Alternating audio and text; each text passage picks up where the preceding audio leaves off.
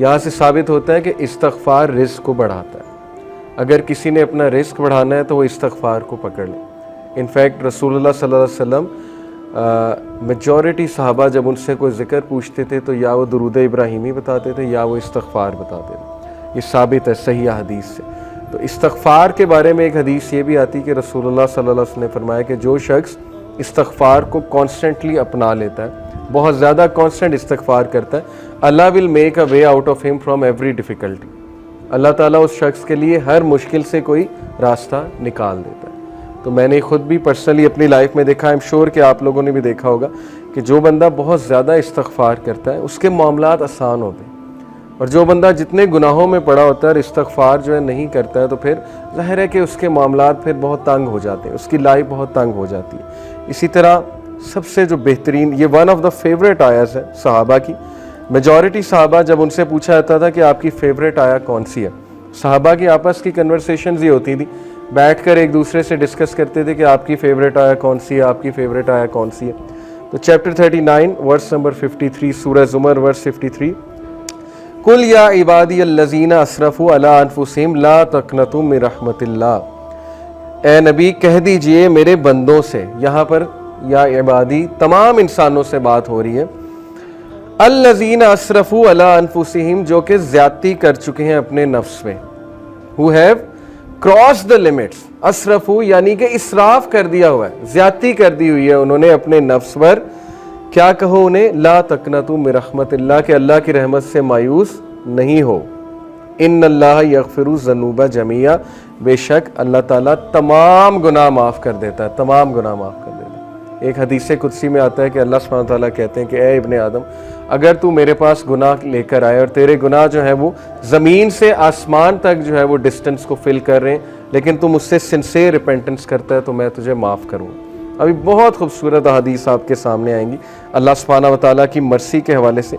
एक हदीस आपके सामने रखता हूँ। अली इब्न तालिब रज़ी अल्लाह अन्हु रिपोर्टेड, ये अल मुस्तदरक की हदीस है, सही है अकॉर्डिंग टू अल्लामा अलबानी, और अली रज़ियल्लाहु अन्हु से बहुत कम हदीस मरवी हैं। अली रज़ियल्लाहु अन्हु रिपोर्टेड द मैसेंजर ऑफ अल्लाह सल्लल्लाहु अलैहि वसल्लम सेड, वेरिली अल्लाह इज एस्टोनिश्ड। अल्लाह की एस्टोनिशमेंट ये अल्लाह का एट्रीब्यूट है, और अल्लाह कैसे एस्टोनिश होता है ये एक ज़ाहिर है कि मुतशाबिहात में से अल्लाह नोज बेस्ट, लेकिन Allah is astonished at a servant. Allah एक इंसान पर एस्टोनिश होता है when he says there is no god but you, ला इलाहा इल्ला अंता, but I have wrong myself so forgive me, for none forgive sins but you. ये एक दुआ है पूरी, ये दुआ मैं आपको पढ़ के सुनाता हूँ। ला इलाहा इल्ला अंता इन्नी कद ज़लमतु नफ्सी फ़ग़फ़िरली ज़ुनूबी इन्नहु ला यग़फ़िरु ज़ुनूबा इल्ला अंता। ये पूरी अरबी में जो है वो दुआ है। दुआ का ट्रांसलेशन क्या है, there is no god but you, I have wrong myself so forgive me, for none forgive sins but you. अल्लाह एस्टोनिश करता है ऐसे बंदे पे, और अल्लाह कहता है my servant acknowledges that he has a lord who forgives and punishes.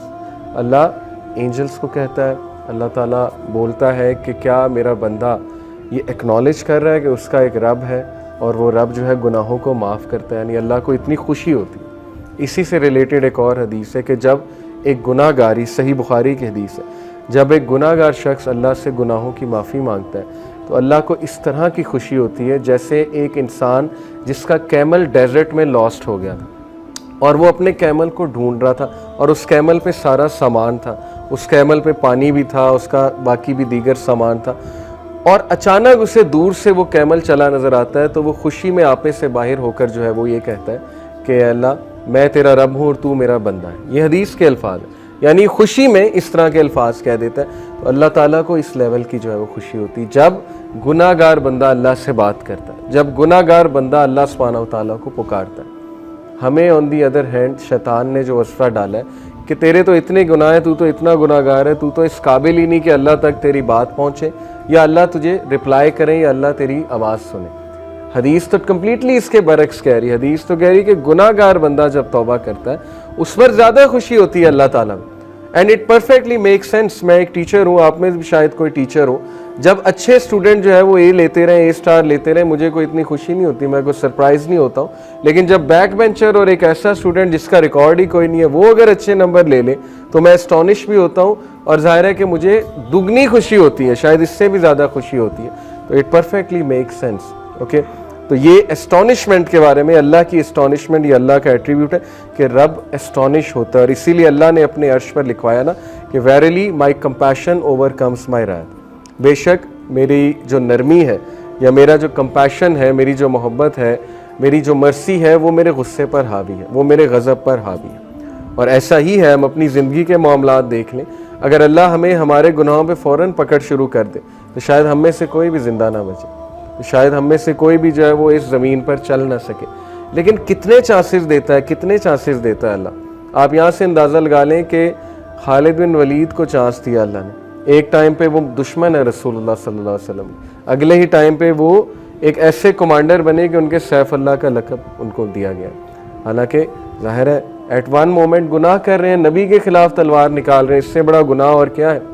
बहुत बड़े बड़े गुनाह लोगों से हो जाते हैं, लेकिन अल्लाह का दरवाज़ा हमेशा खुला है। अल्लाह का दरवाज़ा कभी बंद नहीं होता, इंसान खुद दरवाज़ा बंद करता है, अल्लाह कभी दरवाज़ा बंद नहीं करता। ओके, सो इसके बाद मैं तौबा की कंडीशंस के बारे में आप सबसे बात करना चाहूँगा। बहुत ज़रूरी है कि चूँकि तौबा एक बेहतरीन अमल है, बहुत बड़ा अमल है, ये हमारे बाप का अमल है, हज़रत आदम अलैहिस्सलाम का अमल है।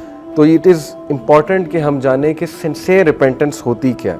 उससे पहले एक और हदीस मैं आपको सुना दूँ, सिंसियर रिपेंटेंस की इंशाल्लाह बात कर रहे हैं। सिन ड्यू टू डिज़ायर, डिज़ायर की वजह से सिन और एरोगेंस की वजह से सिन, ये दो मुख्तलिफ चीज़ें, ये समझ लें। अबू नोएम रिपोर्टेड, ये हिलियतुल औलिया एक किताब है बहुत ज़बरदस्त, उसमें सलफ़ के वाक़यात मौजूद हैं। Abu Noem reported Sufyan ibn Uyaynah रहीमहुल्लाह said, Whoever commits a sin due to desire, जो भी गुनाह करता है ख्वाहिश की वजह से, verily whoever commits a sin due to desire, we should hope for his repentance, हमें उम्मीद होनी चाहिए कि उसका गुनाह माफ़ हो जाएगा। क्यों? Verily Adam अलैहिस्सलाम disobeyed due to desire and he was forgiven, क्योंकि हमारे बाप आदम अलैहिस्सलाम ने डिज़ायर की वजह से, डिज़ायर थी ना कि अल्लाह ने मना किया ट्री से नहीं खाना, सेल्फ कंट्रोल ज़ाहिर लूज़ हो गया फॉर वट एवर रीज़न, और डिज़ायर की वजह से जो है या क्यूरियोसिटी की वजह से है, गुनाह कर बैठे। तो उन्होंने कहा कि इन्होंने सुफियान इब्ने उयैना ने कि अगर कोई शख्स डिज़ायर की वजह से गुनाह करता है तो उसकी माफ़ी है। But if a sin is committed due to pride and arrogance then fear that the perpetrator may be curse, लेकिन अगर कोई शख्स मुतकब्बिर होकर, और जैसे फिरऔन था, अना रब्बुकुमुल आला, तकब्बुर, एक तो गुनाह कर रहा है, बच्चों को मार रहा है, आगे से ऐलान कर रहा है कि मैं रब हूं, मैं जिंदगी देता हूं, मैं मौत देता हूं, तो ये वाला जो सिन है इसके बारे में है कि that person will be cursed. Verily Iblis disobeyed due to pride and he was cursed. उन्होंने कहा कितना खूबसूरत कंपैरिजन है कि आदम अलैहिस्सलाम ने भी गुनाह किया, लेकिन वो गुनाह डिजायर की वजह से था, फिसल गए, लेकिन इब्लीस का जो गुनाह था वो तकब्बुर की वजह से था, वो प्राइड की वजह से था, तो वो कर्स्ड हो गया, इसीलिए हम उसे रजीम कहते हैं। तो अगर आप किसी को गुनाह में मुब्तला देखें तो उसको पहली तो बात जज ना करें, क्योंकि वो शख्स स्ट्रगल कर रहा है, वो कौन सा प्राइड में कर रहा है। बहुत से ऐसे गुनाह है, मुसलमान तो प्राइड में नहीं कर सकता, मैंने तो आज तक ऐसा मुसलमान नहीं देखा जो गुनाह करके जो है तकब्बुर करे कि मैं तो बिल्कुल ठीक हूँ।